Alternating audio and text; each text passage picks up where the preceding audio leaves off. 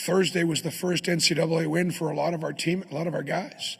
We haven't been past the first weekend since 2019 when we got to the Final Four.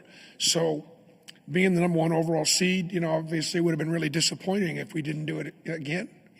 We got upset by Miami as the 2 seed a couple years ago with a great team with Walker Kessler and Jabari Smith.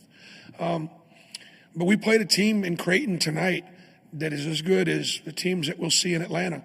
And whether it's, whether it was Michigan or Texas A&M, or I'm not even sure who the other two are, Michigan State. Who does Michigan State play? New Mexico? Okay. There'd be great teams in Atlanta, but we knew that Creighton was going to be as good as anybody we would see on the road to the Final Four. I feel that way. So hopefully this is something that we can build on.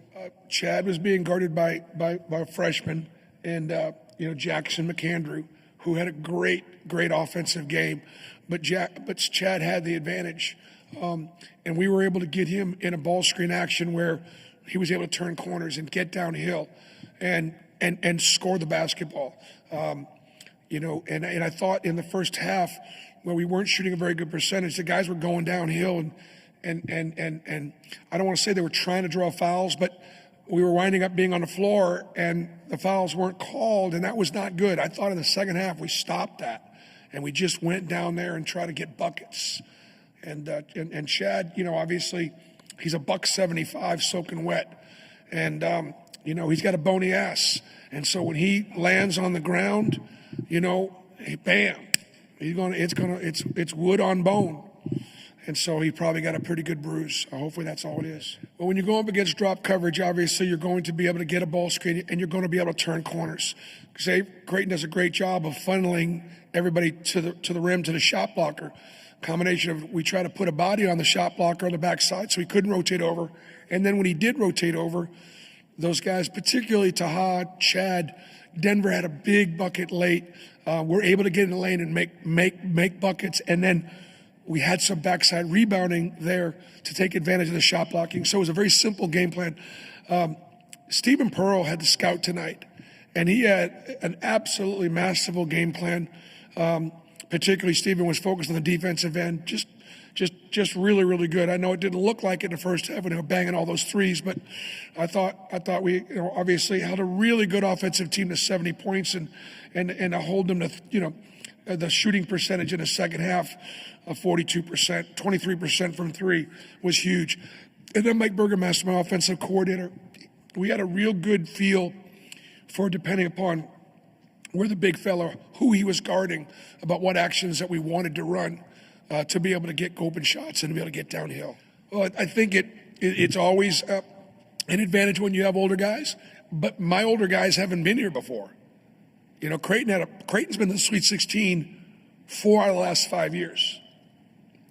Those guys on that team have been in the Sweet 16 for 3 or 4 of the last 5 years. I don't have anybody on our team. And one of the best performers in the second half was a freshman.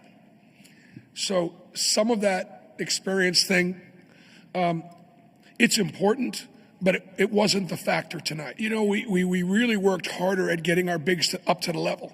Like even when we talked about in the first half, our bigs were still playing too far back from their men and not able to get out there and impact those ball screens and keep Creighton on the perimeter. I would say fatigue could have been a bit of a factor, in the sense that the way we guard kind of makes Creighton have to work really hard to get open and to get looks, and it does take its toll a little bit. I thought our physicality on the rebounding and our physicality just being bodies on bodies, I think they were a little fatigued in the second half. The halftime talk was easy. Guys, they've banged 9 threes. We've missed a couple of inside shots. We're shooting 30-something%, and we're down, what, a bucket? Are you kidding me? Creighton's got to go into the halftime going, how are we only up 2 points? We shot well, we executed well, we made 9 threes. We should be winning by double digits. But we made some offense out of our defense, and we were more dominant on the boards, particularly got some big offensive rebound baskets. So we found a way to try manufacture enough points to still be in the game. I thought we were in great shape at halftime, considering how well Creighton played, and the margin was what it was. Yeah, I thought they banged some shots. They got some 50-50 balls and some inside-out things. Like 2 or 3 of them were just sort of not necessarily offensive sets. They got some stuff in transition, and we recognize that they're making 12 threes, and they got their 17 assist average. But obviously, for us to be able to score 82 and shoot 60% in the second half, I thought we controlled the game in the second half with our offense. Again, played like we've been playing all year long, just sharing it.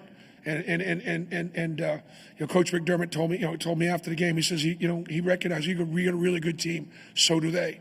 And our guys played up to their ability today. I was very proud of them.